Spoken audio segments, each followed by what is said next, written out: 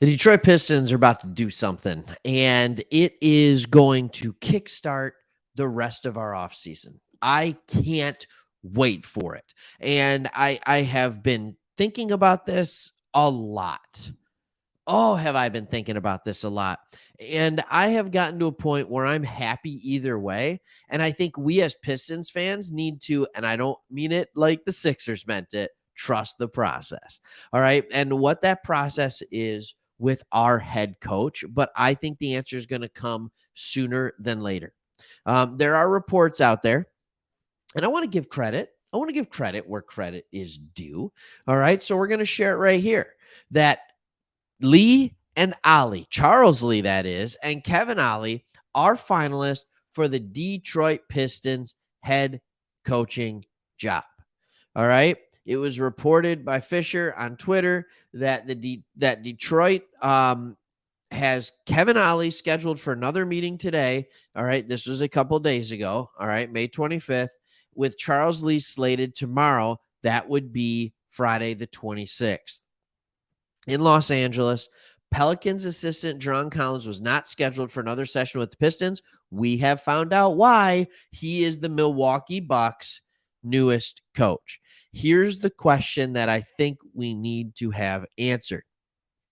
And why I think something very good could be a brewing for your Pistons. And that is, most people just assumed that Charles Lee was going to be the new guy in Milwaukee. He isn't. He isn't. It's John Collins. So now we have these two guys that are left for us. Monty Williams said no. So let's talk about who these guys are. But before I do that, I want to talk to you about what a coaching search looks like and why we can't be so quick to be like, well, I don't like this guy, or I love this guy. I don't like this guy. All right. James Edwards III. I was listening to the podcast, the Bun and Cardigan show. And James Edwards made a really, really good point when he talked about why in the world do we as fans think we know who a good head coach is going to be. He, I think, even admitted he doesn't know who a great head coach is going to be. It's hard to know who that great coach is going to be because we don't know enough about them. We don't. We don't. It's not like a player. All right, let's say a player played in college, so you have a decent idea of what you're getting out of them. Or you've seen them play for other teams. They might run a different scheme than you, something like that, but you're going to have a pretty good idea of what they're going to be able to offer, what they're going to be able to bring to the table.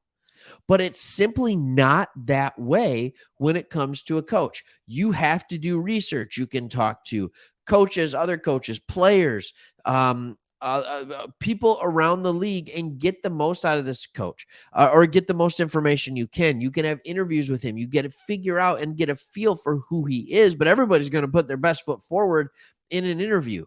So what can we do to know what will make a good coach? And we can do a couple of things, and a couple of things have kind of been proven to work. So let's look at them one by one. What would make Kevin Ollie a good coach? What are some of his background traits that I think could help make him an elite coach? Well, there are a couple. All right. There are a couple of them. Number one, he played in the league.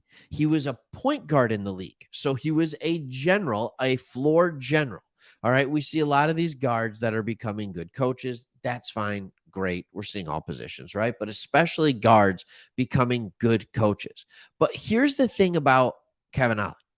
He has overcome adversity over and over and over. Look at his playing resume. All right. The dude played at UConn full-time there. In 1995, he was undrafted. He played for the Connecticut Pride from 95 to 96. Then in 97, he hooks on with the Mavs. In 98, the Magic. In 99, the Kings. And the Magic again. 99, 2000, he actually gets 2 years with the 76ers, playing next to Iverson or something like that, right? And then, well, that was actually more in 04 to 08, but we'll get there in a second. In 01 and 02, he's with the Bulls. In 02, he's also with the Pacers. In 02, he's also with the Bucks. Look, are you kidding me? This dude is going around everywhere. In 03, he plays for both the Bucks and the Supersonics. The dude goes everywhere. He can't stick. And then all of a sudden, and then in 03, he's also with the Cavs. All right. And in 04, and then from 2004 to 2008, he's with the Sixers. And he's there. All right. And it's good. I remember it. All right. He's not a great player, but he sticks. There's a reason he stuck. There's a reason he stuck. And then in 08, 09, he's with the Timberwolves and then with the Thunder in his final year. This guy who couldn't get drafted, this guy who wasn't on an NBA roster for his first 2 years coming out of college, ends up putting together a 13-year NBA career. He only averaged 3.8 points per game. He only averaged 1.5 rebounds and 2.3 assists per game. So if a guy can't put up any numbers, there's a reason he's sticking. And it's because he brings something from a maturity standpoint. That's what it is. Remember, Kevin Durant, KD, highly endorsed this man. He talked about how his time with the Oklahoma City Thunder is what grew them, he taught them to win. That is nuts. That is absolutely nuts. That's probably thanks to his time with the Sixers. Remember the black Sixers jerseys days? Yeah. Anyways, that is who he is. That is what gives you a trait of, man, maybe this guy could be a good basketball coach because he was a basketball player who was essentially, he hung around the league till he was 38 years old.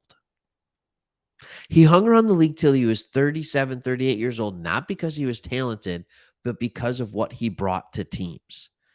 All right. And then don't worry, I'll get to Charles Lee too. And then when he was done, the second he was done, he went back to UConn as an assistant from 10 to 12, 2010 to 2012. And then he was their head coach from 12 to 18, winning 1 national championship. His career record, coaching record, not great. It wasn't great. Okay. It just wasn't. And that's okay. We know that. We know that. All right. In his first year, he was 20-10. They didn't make the postseason. In his second year, 32-8, and they won the national championship. That's a big deal. All right, we got to get to Charles Lee. Who is this guy? Remember how I said Kevin Ollie was in the league till he was 38? Charles Lee is 38. But he's another guy. He played until 2010 at Bucknell. All right. And then he played overseas for a while. He played overseas for like 4 years, realized it wasn't going to happen, went back to Bucknell as an assistant coach. And then it is weird to be an assistant coach at Bucknell for 3 years and then get brought to Atlanta, get brought to the NBA coming off of that. And he was there from 14 to 18.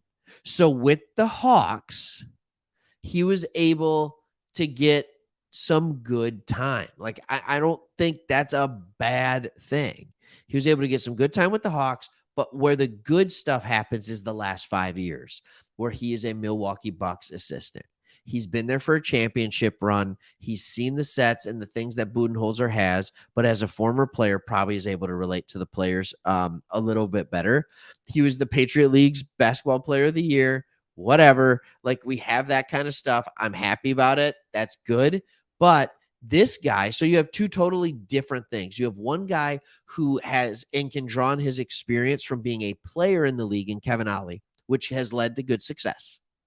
And then you have another guy who can, draw a little bit from being a player, never in the NBA, but he can draw from being a player. But his big thing is he's going to draw from being on good coaching staffs. Both have proven to work. Let's trust the Pistons staff with who's going to work. All right. Thanks for watching this one. Leave a comment below. We'll see you on the next one. Truly, see you on the next one.